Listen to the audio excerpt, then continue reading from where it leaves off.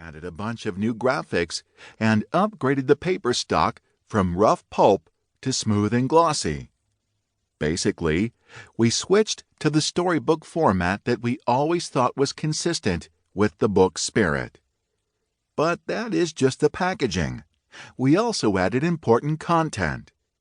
The original book was written just about 1 year after the economy almost completely collapsed. Since that time, things have apparently turned around. We are no longer reporting negative GDP growth. The housing market has rebounded, with prices in some markets rising at record pace. The stock market is hitting record highs. Inflation appears to be under control, and unemployment has drifted steadily downward. But at the same time, most Americans aren't feeling particularly good about the so-called recovery.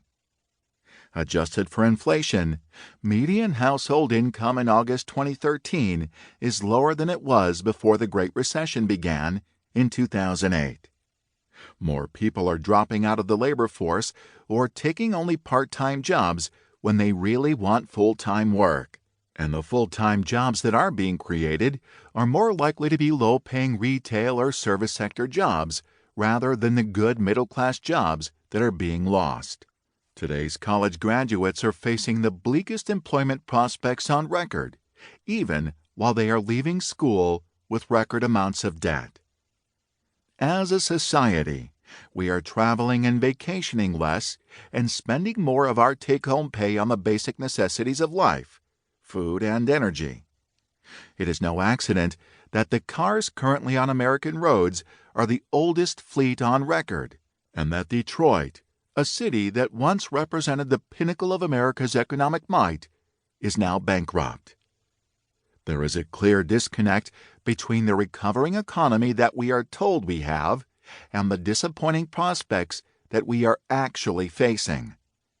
That's because, in an effort to prevent further pain after the crash of 2008, the federal government began spending trillions of dollars that we didn't have, and the Federal Reserve began implementing a new policy called quantitative easing, QE.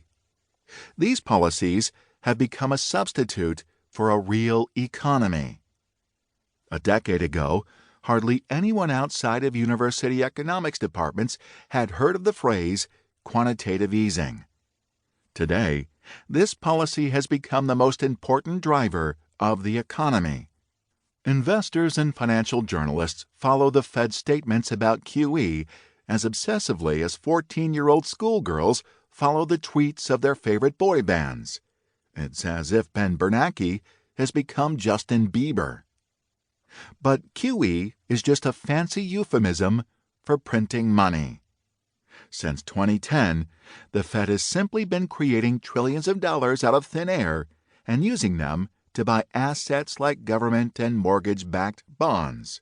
These actions have helped to push up prices in those markets and to lower long-term interest rates.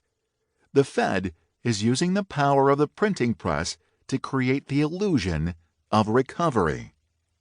But the economy it has created is only as real as the printing press money propping it up. Beneath the thin facade of health lies an economy that's even sicker than it was before the Fed began administering its cure.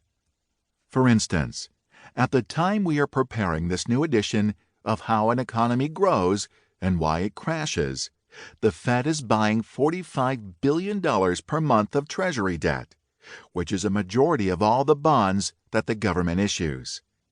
This keeps long-term interest rates low, which then gooses the economy in a number of ways. It encourages business and individuals to borrow and discourages them from saving. Ultra-low interest rates are also a primary reason that the stock market has taken off in recent years.